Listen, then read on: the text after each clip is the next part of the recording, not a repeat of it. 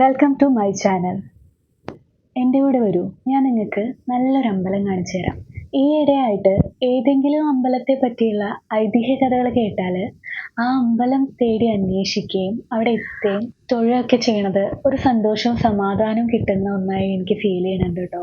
ഇത് തൃച്ചുടല മഹാദേവ ക്ഷേത്രം പാലക്കാട് ജില്ലയിലെ കൂറ്റനാട് പെരിങ്ങോട് അടുത്തായിട്ട് തിപ്പിലിശ്ശേരി എന്ന് പറയുന്ന സ്ഥലത്താണ് ഈ തൃച്ചുടല മഹാദേവ ക്ഷേത്രം സ്ഥിതി ചെയ്യുന്നത്. ഞങ്ങൾ ഏകദേശം 5:30 മണിയോടെയാണ് കേട്ടോ അവിടെ എത്തിയത്. ഈ അമ്പലം നേരത്തെ അടയ്ക്കും എന്ന് കേട്ടുകൊണ്ട് വളരെ നേരത്തെ തന്നെ പോകുന്നതാണ് കേട്ടോ. സന്ധ്യ കഴിഞ്ഞാൽ ആ ഭാഗത്ത് വേറെ ആരും ഉണ്ടാവില്ല. 6 മണിക്കുള്ളിൽ തന്നെ അവിടെ നട അടയ്ക്കും. ഈ മഹാദേവ ക്ഷേത്രത്തിന് ഏകദേശം 2000-ലേറെ വർഷം പഴക്കമുണ്ടെന്നാണ് കരുതപ്പെടുന്നത്. ഈ ക്ഷേത്രത്തിന്റെ ഐതിഹ്യ കഥ ദക്ഷ പ്രജാപതിയുടെ മഹായാഗ കഥയിൽ നിന്ന് തുടങ്ങുകയാണ് കേട്ടോ. ദക്ഷയാഗത്തില് ക്ഷണിക്കപ്പെട്ടിട്ടില്ലെങ്കിലും സതീദേവി വരികയാണ്. ദക്ഷയാഗത്തിന് എല്ലാവരും ക്ഷണിക്കപ്പെടുന്നുണ്ട്. പക്ഷേ സതീദേവിയും മഹാദേവനെ മാത്രം ദക്ഷൻ ക്ഷണിക്കുന്നില്ല. അപ്പോൾ എന്തുകൊണ്ട് മഹാദേവനെ ക്ഷണിച്ചില്ല എന്നൊക്കെ സതീദേവി അവിടെ നിന്ന് അന്വേഷിക്കുന്നുണ്ട്. അപ്പോഴൊക്കെ ദക്ഷൻ മഹാദേവനെ ഒരുപാട് അപമാനിച്ചുകൊണ്ടേയിരിക്കുകയാണ്. അപ്പോൾ തൻ്റെ പതിയെ പിതാവ് അപമാനിച്ച ആ സദസ്സിൽ വെച്ച് തന്നെ, ആ യാഗാഗ്നിയിൽ വെച്ച് തന്നെ സതീദേവി ആത്മാഹൂതി ചെയ്യാണ്. ഇതറിഞ്ഞ മഹാദേവൻ വളരെയധികം ദുഃഖിതനും ക്രോധിതനുമായി മാറുകയാണ്. എന്നിട്ട് സ്വന്തം ജടയിൽ നിന്നും വീരഭദ്രനെയും ഭദ്രകാളിയെയും സൃഷ്ടിച്ച് ആ ദക്ഷയാഗം നടക്കുന്ന ആ യാഗശാല തന്നെ സംഹരിക്കുകയും അതുപോലെ ദക്ഷന്റെ ശിരസ് ഛേദിക്കുകയും ചെയ്യുന്നുണ്ട്. പത്നി വിയോഗത്തില് ഒരുപാട് വർഷങ്ങളോളം മഹാദേവൻ വളരെയധികം ക്രോധിതനും ദുഃഖിതനുമായി കഴിഞ്ഞു എന്നാണ് കഥ. സതീവിയോഗത്തിലുള്ള ആ ദുഃഖത്തിലും ക്രോധത്തിലുള്ള ഭാവത്തിലാണ് രുദ്രാക്ഷശിലയില് സ്വയംഭൂവായിട്ട് മഹാദേവൻ ഇവിടെ ഇരിക്കുന്നത്. ഇവിടെ എല്ലാം വല്ലാത്തൊരു നിശബ്ദതയായിരുന്നു.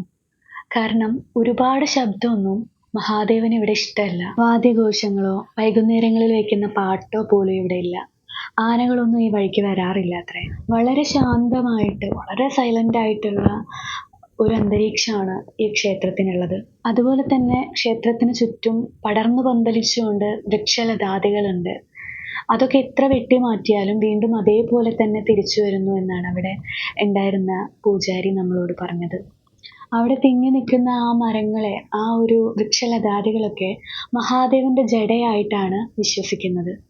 അമ്പലത്തിന് പുറത്തായി ഇങ്ങനെ കല്ലുകൾ അടുക്കി മേലേക്ക് വെച്ചിട്ടുണ്ട്. അപ്പം അതിൻ്റെ കഥ എന്താണെന്ന് ചോദിച്ചപ്പോൾ നമ്മളുടെ ഉന്നമനത്തിനും അതുപോലെ തന്നെ അഭിവൃദ്ധിക്കുമായിട്ട് ആളുകൾ വെക്കുന്നതാണ് എന്നാണ് പറയുന്നത്. അതും ഇതുപോലെ ഇവരെത്ര എടുത്തു മാറ്റിയാലും അതുപോലെ തന്നെ അവിടെ ഉണ്ടാവും എന്നും പറയുന്നു.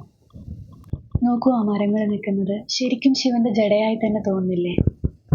ക്ഷേത്രത്തിനകത്ത് ഭഗവാൻ അഭിമുഖമായി തന്നെ ഭഗവാന് കാവലായിട്ട് വീരഭദ്രനെയും ഭദ്രകാളിയെയും 2 തൂണുകളിലായിട്ട് അവിടെ പ്രതിഷ്ഠിച്ചിട്ടുണ്ട്. തൊഴുതിറങ്ങിയപ്പോൾ അവിടെ ഉണ്ടായിരുന്ന പൂജാരിയിൽ നിന്നാണ് ഇത്രയും കഥകൾ അറിയാൻ കഴിഞ്ഞത്. പണ്ടൊക്കെ ആളുകൾ വൈകിട്ട്, അതായത് ഒരു സന്ധ്യ കഴിഞ്ഞാൽ ഈ ഭാഗത്തേക്ക് വന്നിരുന്നേ ഇല്ല അത്രേ. അത്രയ്ക്കും പേടിയായിരുന്നു. രാത്രി ദേവന്മാർ അവിടെ വന്ന് പൂജ ചെയ്യുന്നു എന്നാണ് വിശ്വാസം. ഇന്നും 6 മണിക്ക് ശേഷം ഇവിടെ വിജനാണ് കേട്ടോ. പിന്നെ ഇതേ ഈ ഭാഗത്തായിട്ട് ഒരു കിണറുണ്ട്. ആ കിണർ കുത്തിയത് ഭൂതങ്ങളാണെന്ന് വിശ്വസിക്കപ്പെടുന്നുണ്ട്. പിന്നെ ഈ ക്ഷേത്രത്തിൽ ഈ സ്വയംഭൂവായ മഹാദേവൻ പടിഞ്ഞാറ് ദർശനമായിട്ടാണ് ഇരിക്കുന്നത്. അതുകൊണ്ട് തന്നെ ശാന്തഭാവത്തിലല്ല ഭഗവാൻ ഇരിക്കുന്നത്, രൗദ്രഭാവത്തിലാണ്. അതുകൊണ്ട് തന്നെ നല്ല ശക്തിയോട് കൂടിയിട്ടാണ് ഭഗവാൻ ഇവിടെ ഇരിക്കുന്നത്. മഹാദേവൻ ഇവിടെ ക്ഷിപ്രകോപിയും ക്ഷിപ്രപ്രസാദിയുമാണ്. 6 മണിയുടെ ഉള്ളിൽ തന്നെ അമ്പലം അടച്ച പൂജാരി പോയിട്ടോ. ഫോട്ടോ എടുക്കാനായി 2 പേര് വന്നിരുന്നു. അവരും 6 മണിയായെന്ന് പറഞ്ഞ് തിരിച്ചു. ഇത്രയും കഥയായിട്ട് പിന്നെ അവിടെ നിൽക്കാനുള്ള ധൈര്യം ഉണ്ടായില്ല. വീഡിയോ ഇഷ്ടമായാൽ ലൈക്ക് ചെയ്യണം, അഭിപ്രായങ്ങൾ കമന്റായി അറിയിക്കണം.